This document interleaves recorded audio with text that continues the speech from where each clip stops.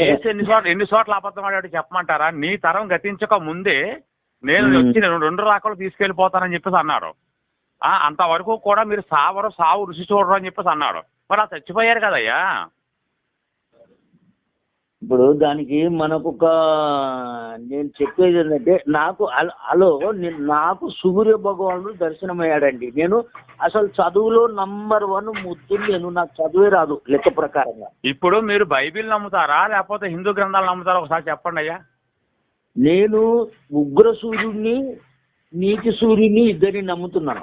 నీతి సూర్యుడు ఎవరు, ఉగ్ర సూర్యుడు ఎవరండి? ఉగ్ర సూర్యుడు జగదీశ్వరుడు, నీతి సూర్యుడు యేసు ప్రభు. ఎందుకంటే ఈయన లోపల ఆత్మఫలం ఉంది, ఆయన లోపల కూడా ఆత్మఫలం ఉంది. కానీ శిక్షా విధికి కారకుడు అన్నట్టు చెప్పినప్పుడు వినపోతే చంపేస్తాడు అంతే. ఉగ్ర మాత్రం మీకు తెలుసో లేదో కానీ బైబిల్ అంటే చాలా ఇష్టం అండి. హిందూ గ్రంథాలు కూడా నేను చదవను. ఎందుకు చెప్పండి? అందులో నీతిగా బతకడం ఎలాగో చెప్పలేదు, నిజాయితీగా బతకడం చెప్పలేదు, మోసాలు ఎలా చేయాలో నేర్పారు. కాబట్టి మానభంగం ఎలా చేయాలో నేర్పారు, చచ్చిపోయిన వాళ్ళని ఎలా పాతి పెట్టాలో చెప్పారు. తర్వాత నన్ను నమ్మని వాడిని తిరిగి ట్రై కట్టి సముద్రంలో పాడైన మటర్ ఎలా ప్లాన్ చేయాలో కూడా చెప్పాడు. తర్వాత తమ్ముడు వీళ్ళతో ఇష్టం లేదు, నా శత్రువు నా వద్దకు తీసుకు సంహరించండి అని చెప్పేసి అన్నాడు. ఇప్పుడు ఇవన్నీ వాక్యాలు చూస్తూ ఉంటే నాకు బైబిల్ నాకు చాలా ఇష్టం అండి. ఎందుకంటే నీతి, నిజాయితీ, న్యాయం, ధర్మం అనేది ఏ మూలాన ఉండదు. అది అందుకు నాకు చాలా ఇష్టం బైబిల్ అంటే. మరి మీకు ఎలా ఇష్టమైందండి? నాకు ఎలా ఇష్టం అంటే మా ఫోర్ ఫాదర్స్ వాళ్ళు మతాన్ని తీసుకున్నారు అప్పట్లో. ఎప్పుడు ఒక 150 years బ్యాక్ మా ఫోర్ ఫాదర్ ఆయన మతాన్ని స్వీకరించాడు. తర్వాత మా తాతయ్య గారికి 4 కొడుకులు 4 బిడ్డలు. సరేనండి, వద్దులే కానండి. ఒక పని చేద్దామండి. ఇప్పుడు యేసు గారు తాగుతూ తినుసు వచ్చాను కదా, ఏం తాగాడో చెప్తారయ్యా మీరు? అది ఓన్లీ ద్రాక్షారసం అండి. ద్రాక్షారసం. ఓకే, అదే మాట మీద ఉండాలి మీరు. ద్రాక్షారసము అల్లరి పాలు చేసును, అల్లరి పుట్టించును అని చెప్పేసి అన్నారు ఒక చోట. తర్వాత రెండో చోట ఏంటంటే యోహాన్ అనేవాడు మీకు కొడుగ్గా పుడతాడు, ఆడు కనీసం ద్రాక్షారసం కూడా తాగకుండా పెరుగుతాడు అని చెప్పేసి పరిశుద్ధాత్మ వరవేస్తుంది. అది మరి ఇప్పుడు యేసు తాగాడు కదా, తాగాడు. తర్వాత ఒక ఫంక్షన్కి వెళ్ళినప్పుడు ద్రాక్షారసం అయిపోతే మళ్ళీ తయారు చేశాడు ఈయన. అది ఇప్పుడు యేసు అజ్ఞాని అండి? మహాజ్ఞాని. జ్ఞానం లేనివాడా? మహాజ్ఞానం కలవాడు. ఇప్పుడు లేదు, ఇప్పుడు ద్రాక్షారసం తాగిన వాడు అజ్ఞానం అని చెప్పేసి రాస్తుందండి బైబిల్లోనే. నేను చెప్పట్లేదు ఆ మాట మీకు. నేను అదేంటంటే పులిసిపోయిన దాంట్లో అవి వేసి లేదండి, బైబిల్లో పులుపు కోసమో, చేదు కోసమో, తీపి కోసం రాయలేదు. ద్రాక్షారసం రాశాడంటే దాని గురించే మాట్లాడదాం మనం. ద్రాక్షారసమే రాశాడు, ఇంకేమి రాయలేదు. ఇప్పుడు మామూలుగా ఇప్పుడు మనం బ్రాండీని ఏ విధంగా తయారు చేస్తామో ఆ విధంగా తయారు చేసింది తాగకూడదు. అవునండి, అట్టుపళ్ళు కుళ్ళిపోతే సారా తయారు చేస్తారు, అవన్నీ తెలుసని నాకు. అక్కడ కుళ్ళిపోయిన ద్రాక్ష, ఎండిపోయిన ద్రాక్ష రాయలేదు, కేవలం ద్రాక్ష అని మాత్రం రాశాడు. మరి రాసినప్పుడు మీరు ద్రాక్ష తీసుకోవాలి కానీ అక్కడ కుళ్ళిపోయింది, ఎండిపోయింది, పాసిపోయింది ఇవన్నీ తీసుకోకూడదు. ఇప్పుడు నా పేరు భర్తసింహ తీసుకోవాలి, మీ పేరు ఇంకోటి ఏదో ఉంది, ఆ పేరు తీసుకోవాలి నేను. మనము ఎవరన్నా ఏదైనా ఒక మాట చెప్పినట్లయితే దాన్ని మనము శత విధాల ఆలోచించాల్సిన అవసరం. సరే, నేను ఇంకో ప్రశ్న అడుగుతాను, మీరు ఆలోచించండి కానీ శత విధాలుగా ఆలోచించుకోండి, మాకు టైం లేదు. మీకు ఇంకో ప్రశ్న అడుగుతాను. ఏంటంటే జ్ఞానాన్ని ఇచ్చేవాడు దేవుడే, జ్ఞానం తీసేవాడు దేవుడే? ఫైనల్ గా వేడి అడగడానికి మిమ్మల్ని. జ్ఞానాన్ని ఇచ్చేవాడు దేవుడు. ఈ మాట మీద ఉంటారా మరి మీరు? ఈ మాట మీదే ఉంటా నేను. యెషయా 24:19 తీయండి సార్. యెషయా తీయండి, ఉందా మీ దగ్గర? నేను తీయండి, తీసి చదవండి. నేనే తీసి చదువుతాను మీకు. నేను జ్ఞానాన్ని ఇచ్చేవాడు దేవుడు పక్కా. ఓకేనండి, అయితే ఇప్పుడే తీస్తున్నాను, నేను తీసి చదువుతాను. జ్ఞానము కలిగిన వాడి జ్ఞానాన్ని తీసేస్తానని చెప్పి అంటున్నాడు యెషయా 24:14. మరి ఏం చేద్దాం? అయితే కలిగిన వాడి జ్ఞానాన్ని తీసేస్తానంటున్నాడు. మరి అదేంటంటే ఇప్పుడు మీ పరిస్థితి కూడా అలాగే ఉంది. ఇప్పుడు మీరు మాట్లాడేది కూడా అలాగే ఉంది. మీరు జ్ఞానవంతులే కానీ బైబిల్ నమ్ముకున్నాక మీ జ్ఞానాన్ని తీసేశాడు యెహోవా. అందుకని మీరు ఏం మాట్లాడదో మీకే అర్థం కాని పరిస్థితులు ఉన్నారు మీరు ఇప్పుడు. అది ఏంటంటే ఈ పని చేయకపోతే చంపేస్తాక అని అని అంటాం. ఆ విధంగా మనం ఏమండి ఇప్పుడు చంపేస్తాను అన్నంత మాత్రం చంపేయం కానీ ఇక్కడ జ్ఞానవంతుని జ్ఞానాన్ని తీసేస్తాను అంటున్నాడు కదా. ఇది నేను చెప్పేది, అక్కడ చంపేస్తాను పొడిచేస్తానని చెప్పి అనలేదు. ఆల్రెడీ ఆ పని చేశాడు యెహోవా. అలాంటి పనులు చాలా చేశాడులేండి. చంపేయటం, నరికేయటం, పసిపిల్లలను చంపేయటం, రాళ్ళతో కొట్టేసి గర్భిణీ స్త్రీలను కడుపులు సీల్ చేయటం ఇవన్నీ చేశాడండి. నేను చేయలేదు అంటలేదు. యెషయా 24:14 చూసినట్టయితే జ్ఞానం కలిగిన వాడి జ్ఞానాన్ని తీసేస్తాను అంటున్నాడు. ఖచ్చితంగా చెప్తున్నాడు. సార్ మీకు ఒక చిన్న మనవి నాది. చెప్పండి.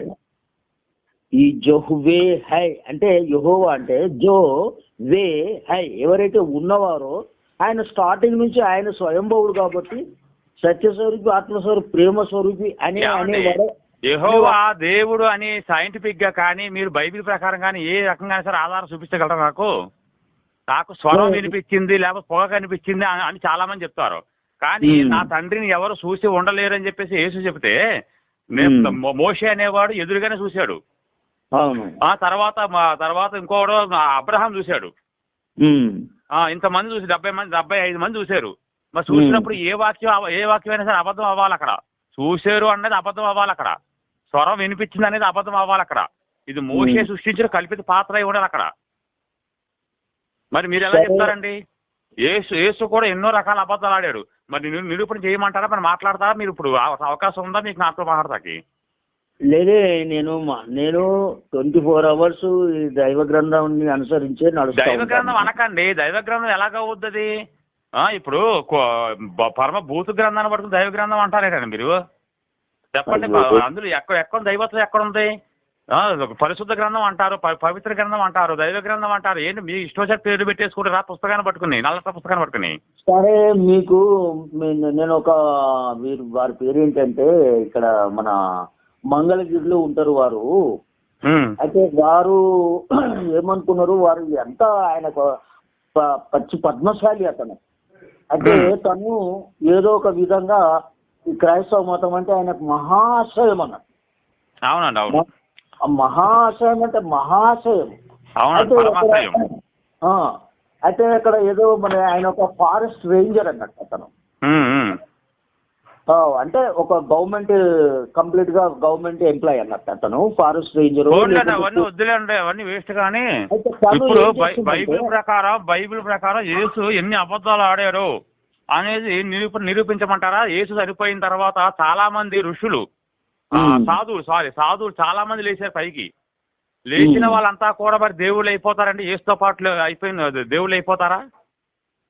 ఇప్పుడు యేసు బతుకుండగా ఒక మాట చెప్పాడండి, నా సిలువ ఎవరైతే ఎత్తుకుని తిరుగుతారో ఆడు నన్ను అనుసరించిన వాడు అని అన్నాడు. యేసు అప్పుడు ఇంకా సిలువ ఎక్కలేదు. సిలువ ఎక్కకుండా మాట ఎలా చెప్పాడండి? సిలువ ఎక్కడానికే తను వచ్చింది అన్నట్టు అతను. అంతకుముందు చాలా మంది ఎక్కే సిలువ. మరి అది మహా క్రూరులైన దొంగలకు వేసే శిక్షా విధి అది. ఇప్పుడు ఈయన కూడా దొంగేనండి. ఎందుకంటే ఒక చోట గాడిదలు కట్టేస్తుంటే, వినండి, మీరు దొంగ అన్నాక యేసు కూడా దొంగేనండి. ఎలాగ చెప్తా వినండి. వినండి అయ్యా. ఒక చోట గాడిదలు కట్టేసి ఉంటే వాళ్ళ శిష్యులు అన్నారు, మనకి గాడిదలు కావాలి కదా, ఎలాగంటే అక్కడ ఉండే కట్టేసి ఉండే తెచ్చేసుకోండి వెళ్ళని చెప్పి అన్నాడు. ఆ ఇంటి యజమానుడు అక్కడ లేడు, ఇంట్లో లేడు, తాళం వేస్తుంది ఇంటికి. ఆ సమయంలో వీళ్ళు వెళ్ళి ఏం చేశారంటే 3 గాడిదలు ఉంటే 3 గాడిదలను ఇప్పుకొని పట్టుకుపోతా ఉంటే మధ్య దారికి వచ్చిన తర్వాత అప్పుడు యజమానుడు కనిపించాడు. ఎక్కడికి తీసుకెళ్తున్నా ఆ గాడిదలు అని చెప్పేసి అడిగితే మా రాజు తీసుకురమ్మన్నారని చెప్పాడు. ఇక ఈయనకి ఏం మాట్లాడలేక సరే పోన్లే అని చెప్పేసి ఇచ్చేసాడు. ఇప్పుడు అడిగి తీసుకెళ్తే అనుమతి తీసుకెళ్ళాలనుకోండి, అది న్యాయబద్ధంగా ఉంటుంది.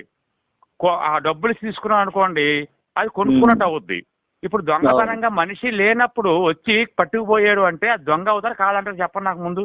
ఫలానా వీధిలో ఫలానా ఒక గాడిద పిల్ల కట్టివేయబడి ఉంటది.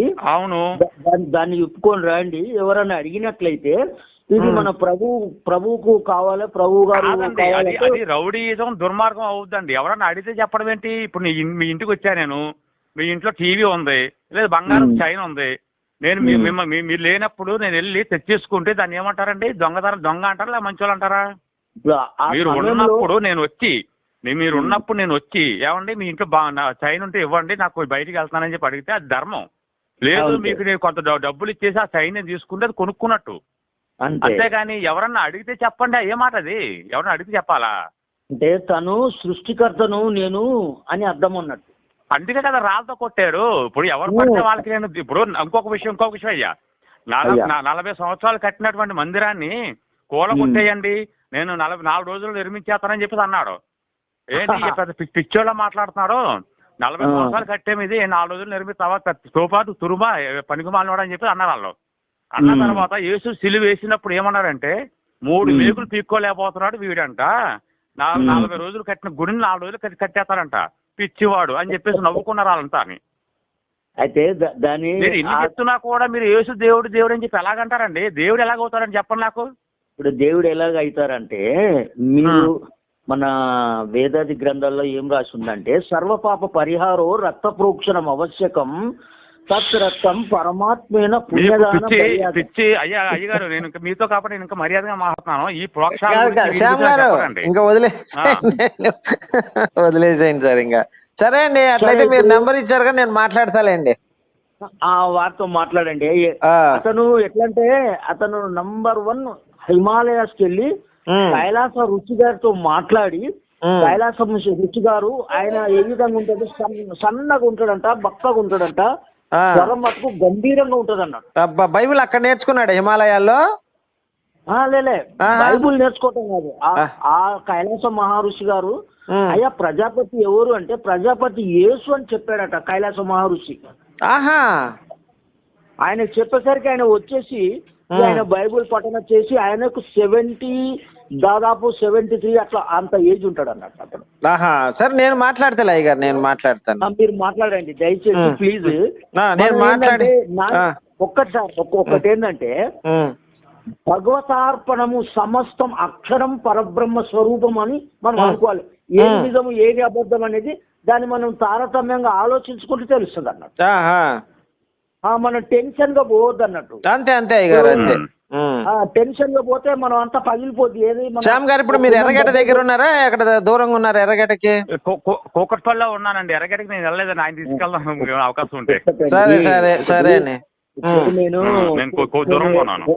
ఒక్కసారి నేను ఎర్రగడ్డలో ఉన్నాను అనుకోండి, సపోజ్ మెంటల్ గా వాళ్ళంతా నాతో మంచిగా మాట్లాడతారండి. ఓ సూపర్ అండి. ఒకసారి మీతో ఆప్యాయతగా మాట్లాడతారు అందరూ కూడా. అంతే అంతే అంతే అంతే. సార్ ఈ యూనివర్సిటీలో ఒక లేడీ ఎంతో కూర్చుంది, మేము టిఫిన్ చేయడానికి పోయినాం. అది బాగా చదివి క్రాక్ అయిందంట.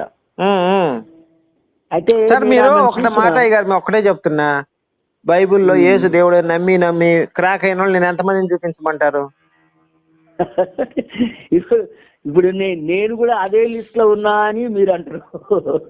కరెక్ట్ గా అండి, కరెక్ట్ గా మీరు అంచనా వేశారు మమ్మల్ని. ఎందుకంటే ఇప్పుడు నిజంగా యేసు అంత గొప్పోడైతే మరి వాళ్ళ దేశంలో వాళ్ళే ప్రజలు యూదులే నమ్మేటట్టు చేసేవాడు యేసు దేవుడు అని చెప్పి యూదులే నమ్మట్లేదు ఈ రోజు కూడా. ఆయన పుట్టిన కాడి నుంచి 2000 సంవత్సరాల నుంచి ఈ రోజు కూడా ఆయన ఎవరు నమ్మట్లే వాళ్ళ ఊర్లో. నమ్మరండి. ఎందుకంటే అయ్యగారు ఇంకొక విషయం చెప్పేస్తాను మీకు ఫైనల్ గా.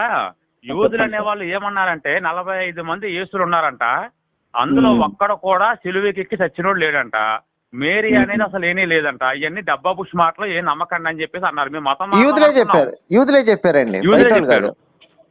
అది వాళ్ళు నమ్మని దేవుడు మీకు ఎందుకండి?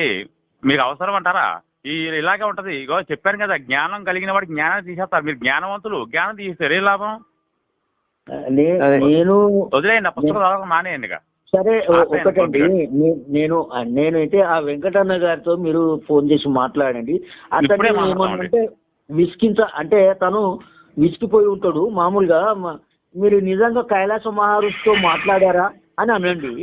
అవునండి, నేను కైలాస మహర్షితో మాట్లాడిన చిన్నతనంలో. అంటే ఆయన 25 ఏజ్లో, ఇప్పుడు ఆయన 70 అంటే ఒక 40 years బ్యాక్ ఆయన ఆ కైలాస మహర్షి దగ్గరికి వెళ్ళి ఆయన తలాసి చేసి తను మాట్లాడిన తర్వాత ఇది వచ్చిండంట. కైలాస మహర్షితో ఆయన దర్శనం ఇచ్చి మాట్లాడిన తర్వాత ప్రజాపతి ఎవరండి అని ఆయన కనిపిస్తూ ప్రజాపతి యేసుక్రీస్తు ప్రభు అని చెప్పిండంట. ఆయన దాని మీద వచ్చి ఆయన యేసుని నమ్ముకొని అనేక మందికి ఇక నాలాగానే ఆయన బోధ చేస్తున్నాడు. సార్ నేను మాట్లాడతాలేండి. Thank you. ఎక్కడ హైదరాబాద్ లోనే ఉంటాడండి ఆయన? హైదరాబాద్ లో ఉంటాడు. మరి ఇంకే మరి ఎర్రగడ్డ దగ్గరే ఒకసారి కరెంట్ పెట్టిస్తాలండి, పర్వాలేదు, సరేనా? అదే ఈ ఫన్నీ ఎందుకండి ఈ ఎటకారాలు? లేదండి, అసలు బైబిల్ కి హిందూ గ్రంథాలు లింక్ పెడుతుంటే మరి కరెంట్ పెట్టేసి ఏం చేయాలి సార్ చెప్పండి. ఇప్పుడు ఒకటిసారి అసలు ప్యూర్ హిందూ అండి మన యేసుప్రభుల వారు. అవునా? ప్యూర్ హిందూ. ఆయన ముందు ఏ హిందూ పనికిరాడు. సార్ ఇప్పటిదాకా నేను హత్య చేయలేదు అయ్యగారు, నేను హత్య చేయలేదు ఇప్పటిదాకా. మీరు ఆ సందర్భం కల్పించకండి నాకు, సరేనా? ఉంటాను మరి. సరే అండి. సరే, రైట్ అండి, రైట్. మనం we are good friends sir. Shyam గారు విన్నారా? విన్నానండి, విన్నాను. టైం ఏంటి ఇలా ఉంది నా టైము. నేను చెప్పాను సార్, వాడు పిచ్చోడండి. కట్ అయిపోయాడు బాబాయ్. పొద్దులేసి ఎవరి మొఖాలు చూస్తామో ఇటువంటి పిచ్చోళ్ళు మనపాడు. శివుడాజ్ఞ చెప్పాను, ఇన్ని చెప్పాను. శివుడాజ్ఞ చేవైనా కదా సామెత అండి అది. మన హిందూ గ్రంథాలు ఎక్కడా ఉండదు అది. అంతే సామెత అది. దాన్ని పట్టుకొని వీడు అది మనకు చెబుతున్నాడు మళ్ళీ. పిచ్చిన మనకు భలే దొరుకుతారండి. దొరుకుతారు.